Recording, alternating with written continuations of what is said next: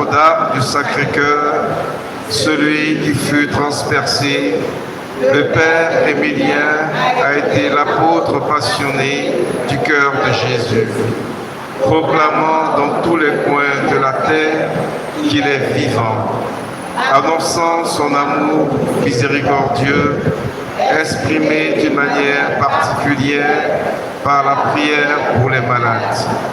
Pour manifester cet amour compatissant de Jésus et le louer dans son Saint-Sacrement, nous te prions, Seigneur, que le Père Émilien soit proposé à l'Église universelle comme exemple d'amour pour le Christ, modèle évangélisateur et de dévouement pour le salut de tous.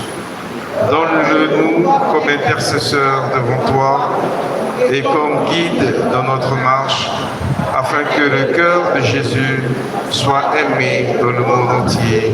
Amen. Frères et sœurs, je pense qu'on peut faire une grande ovation pour le Seigneur Jésus qui nous réunit ici ce soir.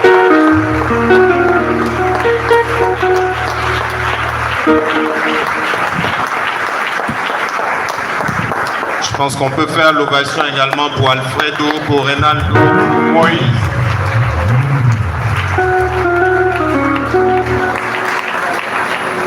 Alors, nous arrivons au terme de nos 3 sessions qui avaient pour thème « Fais descendre le feu ».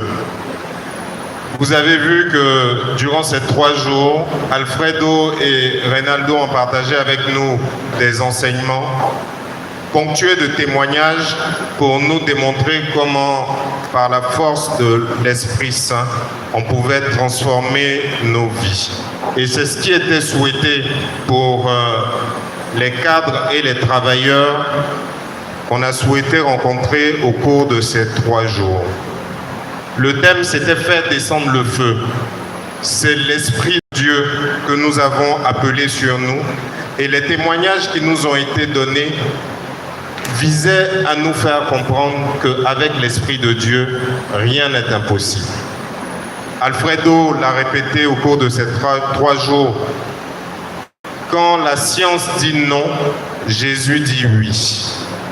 Quand l'esprit humain est complètement découragé, l'Esprit de Dieu vient le renouveler, vient le fortifier.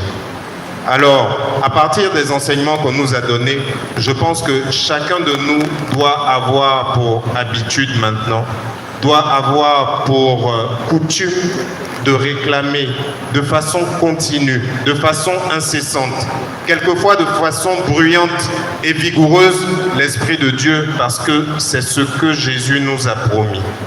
C'est la promesse qui nous a été faite, c'est ce qui nous est dû et c'est ce qui va nous permettre d'être nous aussi des missionnaires comme l'a été le Père Tardif, des serviteurs du Christ vivant comme le sont Alfredo et Reynaldo. Et je voudrais profiter de ce moment pour dire un merci tout particulier aux anciens du renouveau charismatique qui sont présents ici et qui ont encadré cette activité. Ils ont été des éveilleurs, ils ont été des précurseurs. Ils ont envoyé chez nous une nouvelle façon d'évangéliser, une nouvelle façon de porter la parole de Dieu, une nouvelle façon de prier. Ils ont bénéficié de l'appui et de l'assistance de serviteurs du Christ vivant, comme le Père Tardif, comme le Père Abécan. Ce qu'ils ont commencé, nous devons le continuer. Pour pouvoir le continuer, il nous faut l'Esprit de Dieu.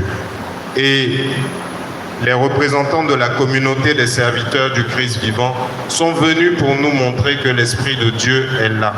Il nous suffit d'ouvrir nos cœurs. Il nous suffit de nous disposer pour le recevoir. Je voudrais à leur suite faire un petit témoignage pour vous édifier sur cette question. Le 28 novembre 2022, c'était le 40e anniversaire de la communauté des serviteurs du Christ vivant. À midi, il y a eu une messe à la maison de l'Annonciation, à la rue qui porte le nom du Père Tardif à Saint-Domingue. Et cette messe a été présidée par un certain nombre d'évêques qui ont tous bien connu le Père Tardif. Et moi, j'étais dans l'assistance, je suivais la messe et j'étais